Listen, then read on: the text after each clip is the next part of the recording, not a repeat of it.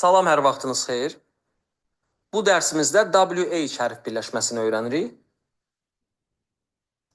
Əgər WH hərf birləşməsindən sonra O hərfi gələrsə, o zaman W oxunmur, H hərfi H olaraq oxunur. Belə düşünün başqa cür, WH hərf birləşməsində O hərfi ancaq H ilə dostluq edir və onun oxunmasına yardımcı olur. Bütün hallarda O hərfi gəldikdə W-nu oxumuruq.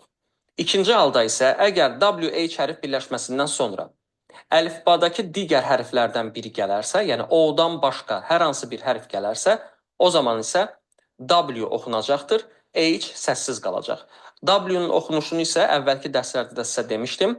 Daha çox U-ya oxşar səslə səsləndiririk. Yəni bizim dildəki misal üçün vətən sözündəki qatı V səsi kimi demirik. Dodaqlar bir-birinə toxunmadan U olaraq səsləndiririk. Bu qaydaya aid söz nümunələrinə baxaq. Gördüyünüz bu sözlərdə WH hərf birləşməsindən sonra O hərfi gəlmişdir və bütün hallarda ancaq H-i H olaraq oxuyuruq. Və əvvəldən sizə bildirim ki, bu sözlərdə O hərfinin oxunuşları fərqlidir. İlk 3 sözdə U kimi oxunacaq, sondakı sözdə isə O kimi oxunacaqdır. Əslində belə deyim, bəzi sözlər var ki, ümumiyyətlə fonetik qaydalara baxmadan tam hərflər, yəni tam başqa cür oxuna bilir, yəni qaydaya tabe olmadan oxuna bilir. Dili öyrəndikcə, yəni fonetikanı bitirdikdən sonra ingilis dilini öyrənməyə başlasanız, artıq sözləri öyrənə-öyrənə avtomatik olaraq hər söz içində hərf necə oxunur onu başa düşəcəksiniz və belə deyim, düşünmədən həmin sözü, yəni sözdəki hərfləri düzgün formada oxuyacaqsınız. Buna biraz təcrübə lazımdır. Who, whose, whom, whole.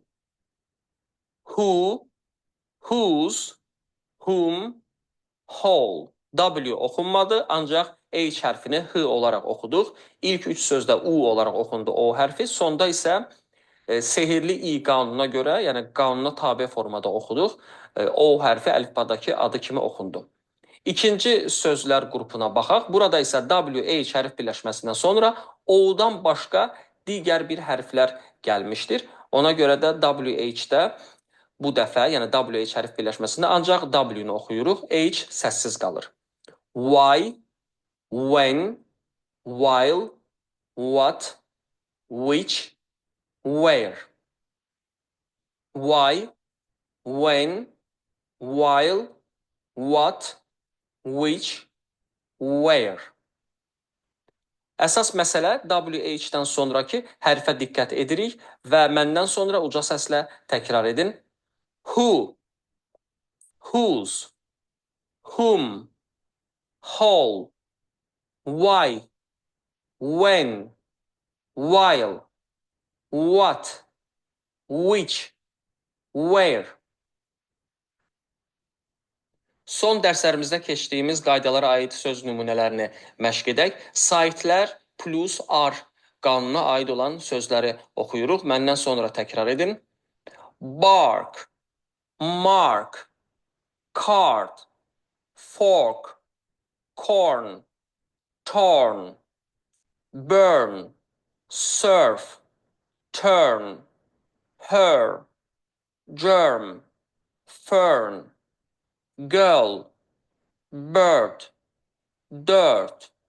AR uzun A və sonda boğuq R səsi ilə oxuyuruq. R. OR hərf birləşməsində yenə uzun O və sonda boğuq R səsi ilə. Or, UR, ER və IR hərf birləşmələrini isə olaraq oxuyuruq. Yəni uzun Ö və sonda boğuq R kimi. Burn, her, bird. Yenə köhnə dərslərdən bəzi qaydaları məşq edək.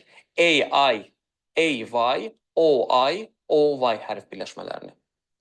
Aim, paint, waste, train, mail, may, lay, way, say, play, oil, coin, soil, spoil, point, boy, toy, destroy, deploy, annoy,